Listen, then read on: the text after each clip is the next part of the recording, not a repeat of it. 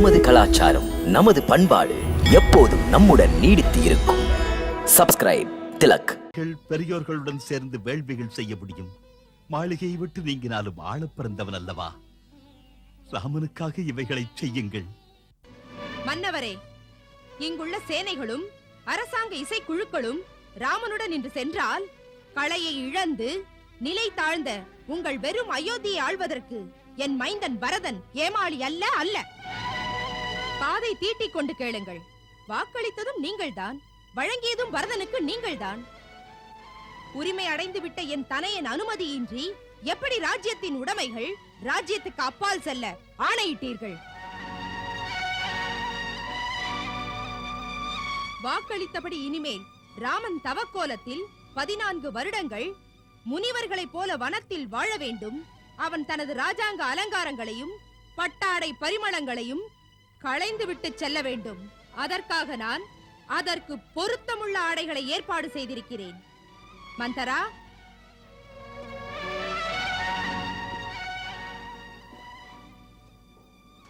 இது ராமனுக்காக. தேவி கைகேயி, கொடுமைக்கும் ஒரு வரம்பு இருக்கிறது. அதிகாரத்தைக் கண்டு அமைச்சனான எனக்கும் பதவி தந்த அரசரையும் ராஜ்யத்தையும் துறந்து ஸ்ரீராமனுடன் சென்றுவிடத் தோன்றுகிறது. உன்னுடைய சுயநலம் மன்னவரை அடக்கிவிட்டது. அவரின் ஊமை உணர்வு உனக்கு நரகத்தில் என்னென்ன சிரமம் தருமோ. பாவம், இதில் உன்னை குற்றம் சொல்லக்கூடாது. ஏனெனில் விஷ வித்தை பிழிந்தால் அமுதத் துளி கிடைக்காது. உன்னை பெற்றவள் கூட புருஷன் சொல்லை கேளாததால் தானே அப்படி ஒரு அழிவை தேடிக்கொண்டார். நிறுத்தும் சுமந்தரரே, நீங்கள் வரம்பு மீறுகிறீர்கள். அது கௌரவம் அல்ல. சுமந்திரரே, மாதா கைகேயின் கருத்து சரிதான். இனிமேல் காவி உடைகள் தான் உகந்தது. ராஜ்யத்தோடு மற்ற வசதிகளையும் போகங்களையும் துறந்து விடுகிறேன். தாருங்கள் மாதா, தமது கரங்களால் எனக்கு புனித உடைகளை தாருங்கள்.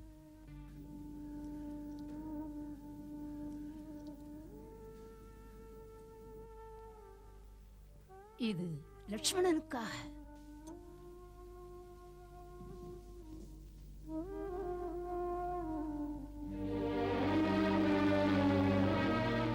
இது உன் மருமகள் சீதைக்காக.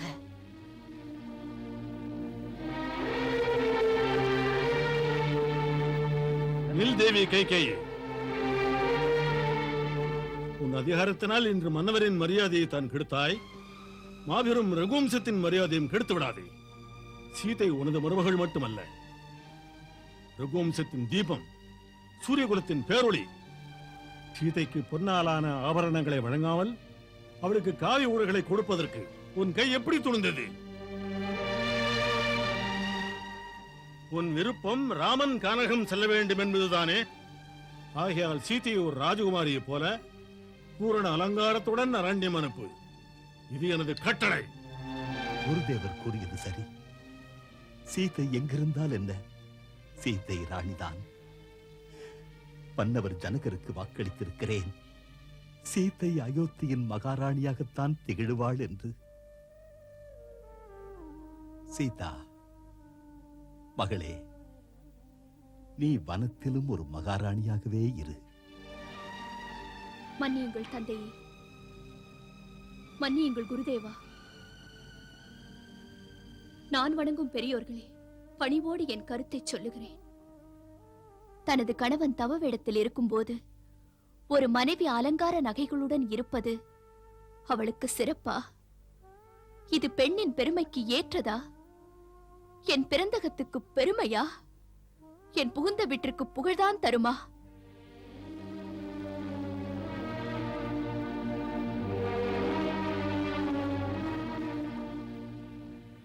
மகாராணி, மருமகளுக்கு அதை தாருங்கள்.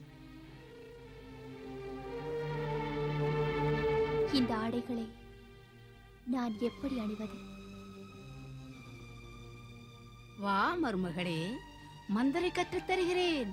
மந்திரிக்கு தெரியும். வா வா.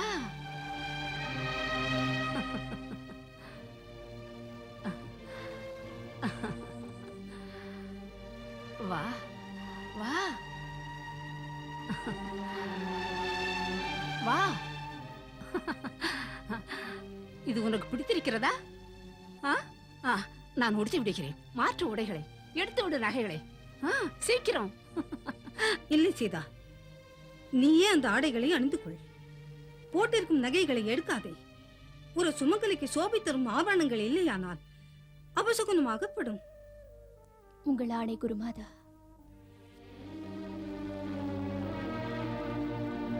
ராமன் இல்லாத அயோத்தி நாடாக இருக்காது. நல்லவர்கள் இருக்க மாட்டார்கள். ஆள் இல்லாத அயோத்தியை மறதனே ஆளட்டும். ஆனால் அதற்கு நாங்கள் விடமாட்டோம்.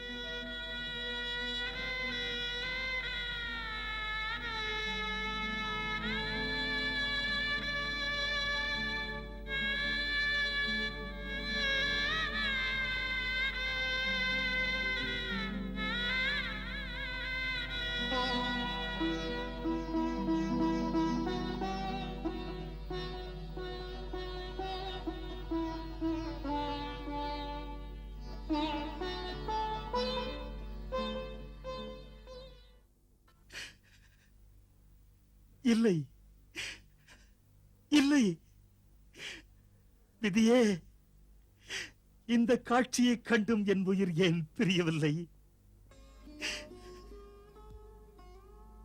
ஜானகி மகளே, மாமன் உன்னை வணங்குகிறேன்.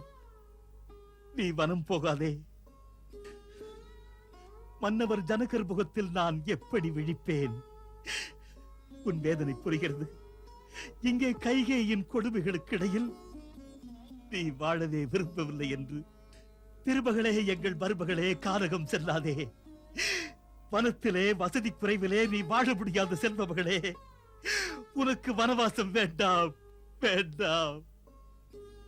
பிரபு, உங்கள் மைந்தனுக்கு நிழல்தானே இந்த சீதை. உருவமில்லாத நிழல் செயல்படாதே ஐயனே. மன்னவரே, பாசமுள்ள தந்தையே, பதி சேவை நான் செய்வதற்கு வாய்ப்பினை அருளுங்கள்.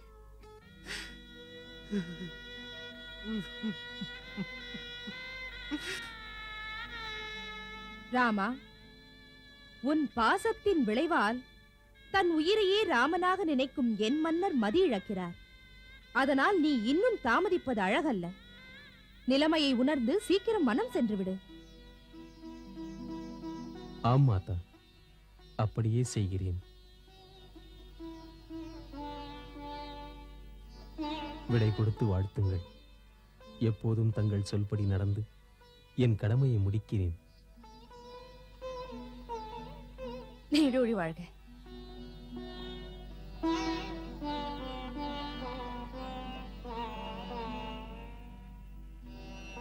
குருதேவா, அனுமதி தாருங்கள். ராமா, நேர்மையின் இலக்கணமே உன் புகழ் சூரியன் உள்ளவரை நிலைவரட்டும்.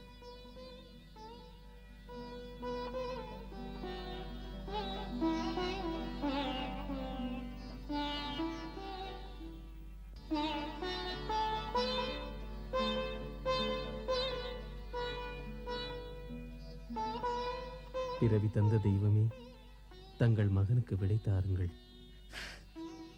ஆசீர்வதிக்கும் அதிகாரம் கூட இல்லை தசரதனுக்கு. என் போன்ற தந்தை எந்த காலத்திலும் இருந்ததில்லை, இருக்கவும் கூடாது. அப்படி நினைக்கலாமா தந்தையே? தம்மை போன்ற நல்லவருக்கு தனையராக பிறந்தது எங்களுக்கு பெருமைதானே?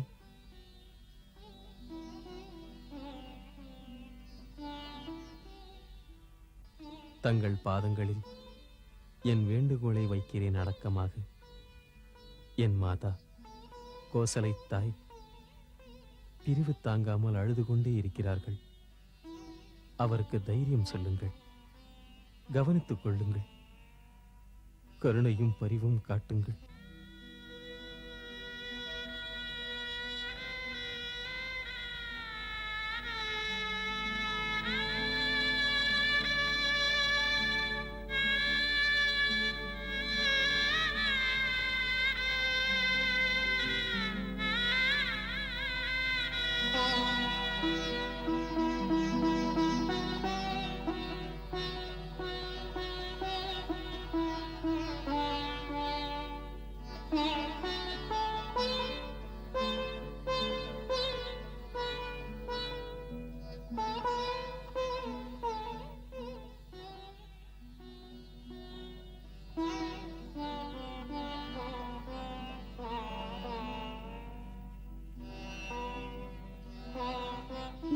நீடூழி வாழ்க.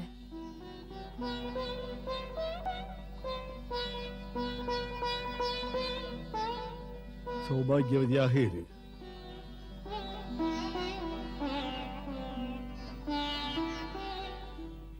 வாருங்கள்.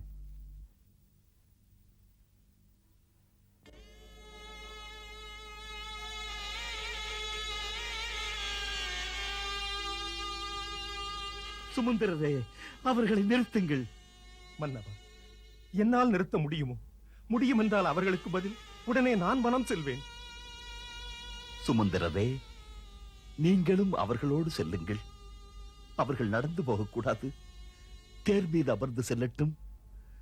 ஒரு சில நாள் அவர்களோடு இருந்து கானகத்தை சுட்டிக்காட்டி திரும்ப அழைத்து வாருங்கள்.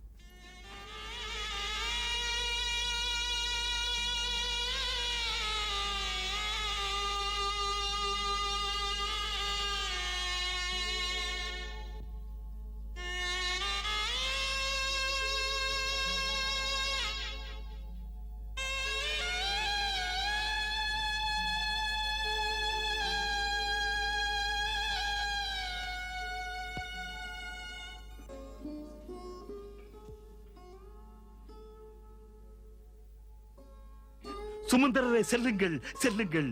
சீதையின் மென்மையான கால்கள் கானகத்தில் நடந்தறியாதவை. தேரில் அழைத்துச் செல்லுங்கள். தசரதனின் கண்கள் ராமனை மீண்டும் காண காத்திருக்கும் கண்ணீர் காய்ந்து. அதோ வருகிறார்கள்.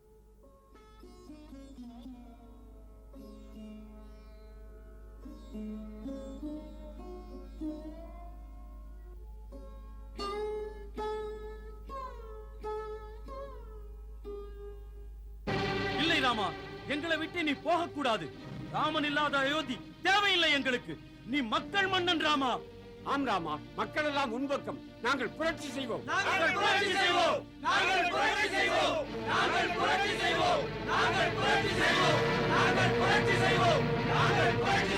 யாரை எதிர்ப்பதற்கு இந்த கூட்டம்?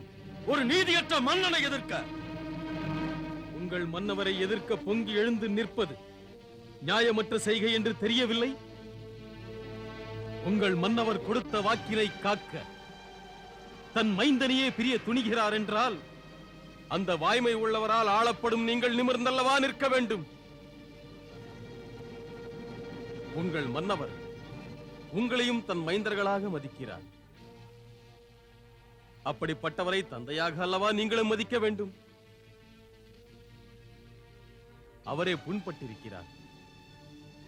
இப்போது உங்கள் கடமை உரிமையை பற்றிய கேள்வி அல்ல, அவருடைய அமைதிக்கு துணை இருப்பதுதான். அயோத்தி மக்களே, உணர்ச்சி போராட்டங்களால் எந்த பலனும் இல்லை. நிலைமையை ஆராய்ந்து பாருங்கள். கோஷமிடுவது பண்பு கழகல்ல. நான் வணங்கும் தந்தைக்கு அமைதி தேவை. அன்புக்கினிய அயோத்தி மக்களே, விடை தாருங்கள். நான் விடை பெற்ற பிறகு அரசன் பரதனுக்கு அவர் ஏற்கும் பொறுப்பில் ஆதரவு கொடுங்கள். கும்பிட்டு உங்களை நான் கேட்டுக்கொள்கிறேன். சுமந்திரரே, ரதம் செல்லட்டும்.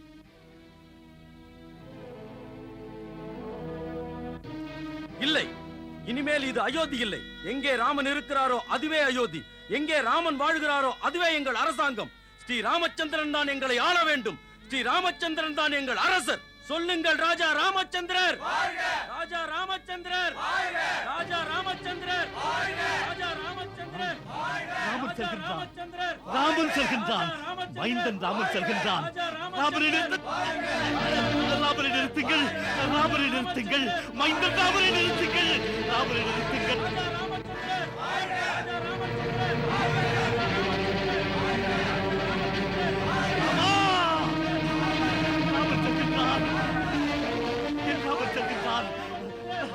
ராமனை நிறுத்துங்கள், ராமனை நிறுத்துங்கள், ராமனை நிறுத்துங்கள். ராமனை போக விடாதீர்கள். என் மைந்தனை போக விடாதீர்கள். ராமனை போக விடாதீர்கள். ராமனை போக விடாதீர்கள். என் மைந்தனை போக விடாதீர்கள்.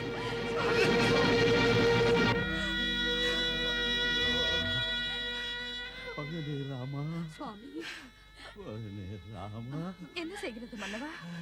தொடாதே சொல்லுங்கள். தொடாதே மகனே சொல்ல ராமா. மாட்டீர்களா? ஒதுங்கி போய் என்னை விட்டு. சந்திகாரி, இன்று இந்த வினாடியிலிருந்து உனக்கும் எனக்கும் உறவில்லை. அனைவருக்கும் முன்னால் நான் இதை சொல்லுகிறேன். திருமண மேடையில் புனித மந்திரங்கள் சொல்லி அக்னி சாட்சியாக நான் கொடுத்த வாக்குறுதிகள் இன்றோடு முடிந்து விட்டது. எந்த முறையிலும் இந்த உலகத்திலோ அந்த உலகத்திலோ உனக்கும் எனக்கும் எந்த ஒரு சம்பந்தமும் இல்லை. என்றிலிருந்து நீ உன்னை ஒரு விதவையாக நினைத்துக்கொள், விதவையாக. இன்னும் ஒன்றையும் உனக்கு நான் உறுதியாக சொல்லுகிறேன். என் மகன் பரதன் உன் கொடுமதியை கேட்டு ராஜ்யாபிஷேகம் செய்து கொண்டால் நான் மடிந்து விட்ட பிறகு என் மகன் என்ற முறையில் அவன் செய்ய வேண்டிய நீர்க்கடன்கள் கூட என்னை வந்து சேராது. சுவாமி, இப்படி எல்லாம் பேசாதீர்கள், பேசாதீர்கள். கௌசல்யா, அழ வேண்டாம் கௌசல்யா. மாளிகைக்கு என்னை மெதுவாக அழைத்துச் செல். அங்கே என் கண்மணி ராமன் என்ற நினைவுகள் நெஞ்சில் நிழலாடத் தொடங்கும். மாளிகைக்கு என்னை அழைத்துச் செல். ராமனை பெற்ற மாதா, என்னை அழைத்துச் செல்.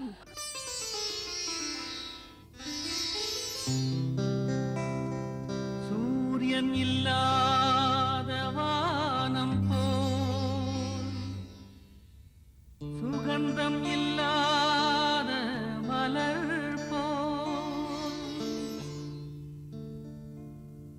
ராமன் இல்லாத தசரத மன்னன் மாளிகையில்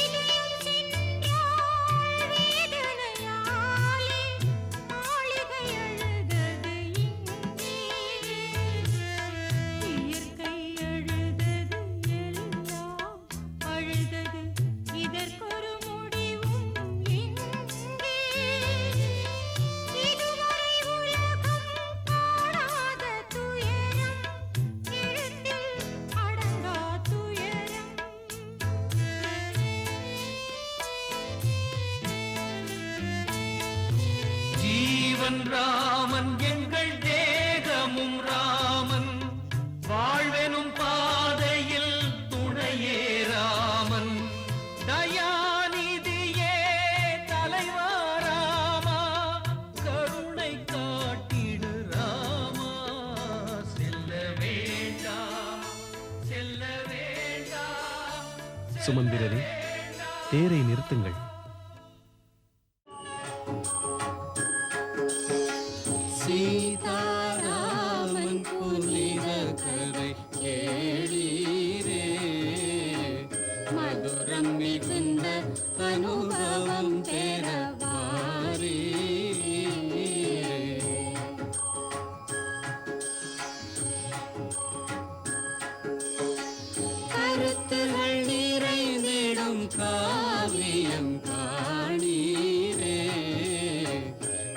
பழமை பண்பின் உயர்